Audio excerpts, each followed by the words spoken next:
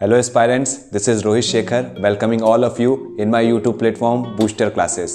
Students, पढ़ाई चल रही है, लगे रहिए। Students, आज का वीडियो जो है हमारा बहुत खास होने वाला है। आज हम लोग एक टॉपिक के बारे में डिस्कस करने जा रहे हैं जिसको नीति आयोग ने कुछ महीने पूर्व जो है इसको घोषित किया था। एक नीति आयोग द्वारा घोषित किया गया एक टॉपिक है और लगभग ये बहुत यूनिक अपने आप में है। तो आज हम लोग जानेंगे कि नीति आयोग द्वारा जारी किया गया एक रिपोर्ट है ईवी से रिलेटेड, इलेक्ट्रिक व्हीकल्स, ठीक है। तो इसमें हम लोग देखेंगे कि इसमें नीति आयोग ने क्या क्या बताया है ईवी को लेके, और आई होप कि ये जो चीज़ें हैं वो आपके आने वाले एग्ज़ाम में बहुत हेल्प करेंगी। आप हमेशा एक बात ज़रूर ध्यान में रखिएगा कि अगर आप अलग अलग कंपटीशन के पेपर्स को एनालिसिस कर रहे हैं तो एक बात सब में आपको कॉमन मिल रही होगी कि ऐसे जितने भी टॉपिक्स हैं जो काफ़ी बर्निंग है, जिससे रिलेटेड बहुत सारे क्वेश्चंस बनाए जा रहे हैं, उनसे क्वेश्चंस नहीं आ रहे हैं। और ऐसे बहुत सारे टॉपिक्स हैं जिनके बारे में बहुत कम लोग बात कर रहे हैं, उससे रिलेटेड क्वेश्चंस आपसे पूछे जा रहे हैं। तो उसी को ध्यान में रख के मैंने एक टॉपिक आइडेंटिफाई किया है नीति आयोग द्वारा जारी किया गया रिपोर्ट ईवी को लेके। और आप लोग ये समझिएगा कि अभी हाल ही में यूपीएससी के इंटरव्यू कंडक्ट्स कराए जा रहे हैं। तो जो एस्पायरेंट जो है प्री मेंस दे के इंटरव्यू तक पहुंचा है, उससे भी इस रिपोर्ट के बारे में क्वेश्चंस किए गए। इंटरव्यू बोर्ड में इंटरव्यू जो पैनल है उनके द्वारा भी ये क्वेश्चन किया गया। तो आप समझ सकते हैं कि आपके आने वाले एग्जाम के लिए ये कितना इंपॉर्टेंट हो सकता है। तो चलिए आज हम लोग वीडियो की शुरुआत करते हैं और समझने की कोशिश करते हैं कि नीति आयोग जो है ईवी को लेके क्या परसेप्शन क्रिएट कर रहा है। चलिए तो वीडियो में देखते हैं पहले पॉइंट के बारे में। पहले हम लोग टॉपिक देख लें। इलेक्ट्रिक वाहन वर्सेस 200 अरब डॉलर। इलेक्ट्रिक वाहन वर्सेस 200 अरब डॉलर आज हमारा टॉपिक है और इसमें हम जानने की कोशिश करेंगे कि क्या है। तो पहला पॉइंट देखिए, नीति आयोग ने unlocking A $200 billion opportunity electric vehicles in India नामक रिपोर्ट जारी की है। तो रिपोर्ट का नाम क्या है? Unlocking A $200 billion opportunity electric vehicles in India नामक रिपोर्ट जारी की गई है, जो भारत में इलेक्ट्रिक वाहनों के संक्रमण को तेज करने के लिए एक व्यापक रोड मैप प्रदान करती है। ठीक है, नेक्स्ट देखिए, भारत ने 2016 में ईवी बिक्री की शुरुआत 50,000 वाहनों से की थी। ईवी वाहन जो है इनकी बिक्री की शुरुआत जो थी 2016 में स्टार्ट हुई थी और उस समय 50,000 वाहन जो थे, व्हीकल्स जो थे, इनकी बिक्री स्टार्ट की गई थी। 2024 तक बढ़ के ये 50,000 से 2024 की रिपोर्ट में बताया जा रहा है कि 2.08 मिलियन तक पहुंच गई है। आप देख रहे हो इसकी डिमांड कि 50,000 से 2.08 मिलियन तक पहुंच गई है 2024 में।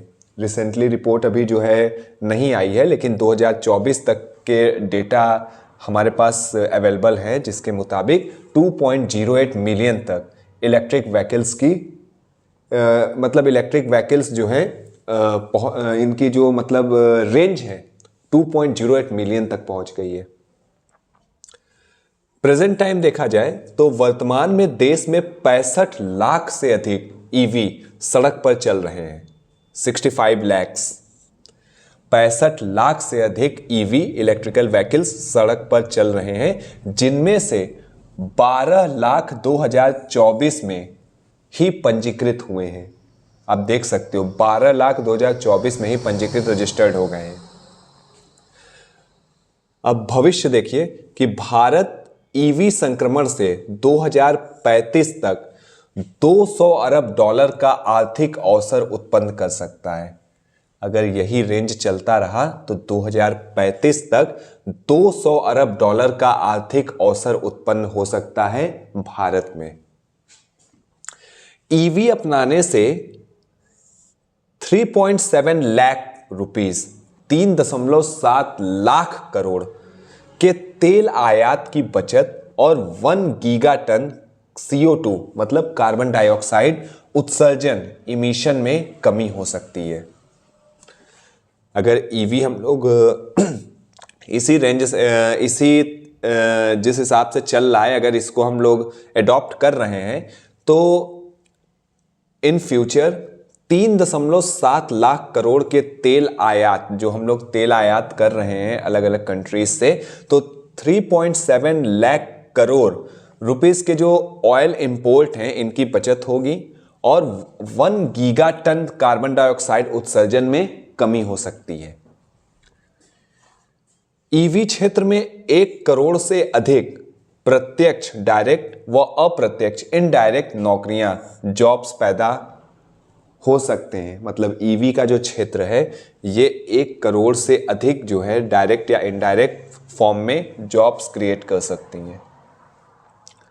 तो ये ईवी से रिलेटेड जो आपका नीति आयोग है उसका पॉइंट ऑफ व्यू है।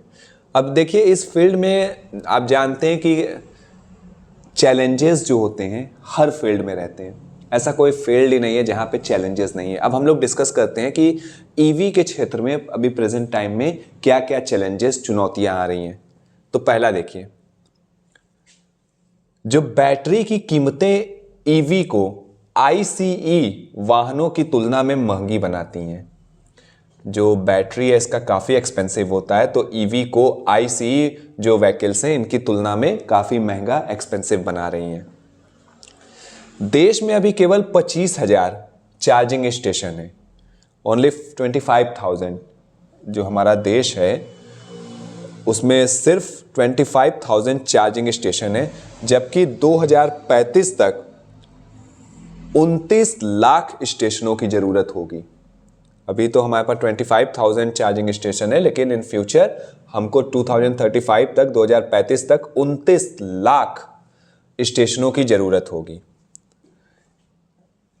नेक्स्ट चैलेंज देखिए, ईवी नीतियों में राज्यों के बीच सामंजस्य की कमी है। जो अलग अलग स्टेट हैं तो एक पॉइंट पे वो नहीं आ पा रहे हैं।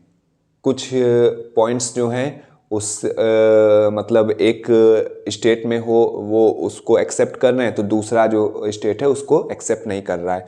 मतलब सामंजस्य की बहुत ज़्यादा कमी हो रही है स्टेट्स में, आपस में ईवी के प्लान्स को लेके वो सामंजस्य स्थापित नहीं हो पा रहा है। एक जो ये बैटरी बदलना बहुत महंगा होता है। ईवी का जो है जो बैटरी जो है बहुत महंगा होता है, काफ़ी एक्सपेंसिव होता है और चेंज करना तो काफ़ी एक्सपेंसिव। आप एक एग्जांपल देख सकते हो कि जो नेक्सॉन ईवी बैटरी है ये 5 से 5.5 लाख रुपीस तक एक्सपेंसिव है। मतलब अगर आप नेक्सॉन ईवी खरीद रहे हो और सपोज दैट कि बैटरी जो है कुछ उसमें प्रॉब्लम आ रही है, आप चाह रहे हो कि बैटरी को रिप्लेस कर दिया जाए, तो 5 से 5.5 लाख रुपीस आपको एक्सपेंडिचर पड़ेगा। नेक्स्ट देखिए, इलेक्ट्रिक वाहनों के लिए कुशल मैकेनिकों और विशेष सेवा केंद्रों की कमी से मरम्मत में कठिनाई आती है।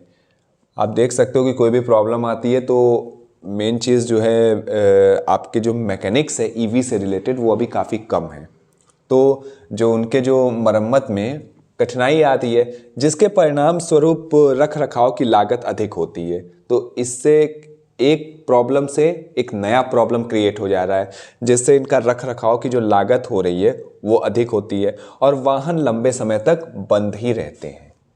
जो वाहन जो है लगभग बहुत देर तक ये बंद ही पड़े रह रहे हैं। अगर कोई प्रॉब्लम आ जा रही है तो पहली बात कि मैकेनिक्स की शॉर्टेज है, जिसकी वजह से इनके रख रखाव में की जो लागत है वो बढ़ जा रही है और जिससे वाहन लंबे समय तक बंद ही रह रहे हैं। तो ये एक नीति आयोग का 200 बिलियन अपॉर्चुनिटी का एक परसेप्शन है, पॉइंट ऑफ व्यू है कि इस फील्ड में क्या क्या, अगर इन चैलेंजेस को हम लोग मिट कर लेते हैं, अगर इन चैलेंजेस को ख़त्म कर देते हैं, तो जो इलेक्ट्रिक व्हीकल्स है वो हमारा भविष्य हो सकता है। ठीक है, तो चलिए फटाफट इसको रिवीजन कर लेते हैं। हम लोग का जो टॉपिक है इलेक्ट्रिक वाहन वर्सेस 200 अरब डॉलर। तो नीति आयोग ने unlocking A 200 billion dollar opportunity electric vehicles in India नामक रिपोर्ट जारी की है, जो भारत में इलेक्ट्रिक वाहनों ईवी के संक्रमण को तेज करने के लिए एक व्यापक रोड मैप प्रदान करती है। भारत ने 2016 में ईवी बिक्री की शुरुआत 50,000 वाहनों से की थी, जो 2024 तक बढ़कर 2.08 मिलियन तक पहुंच गई है।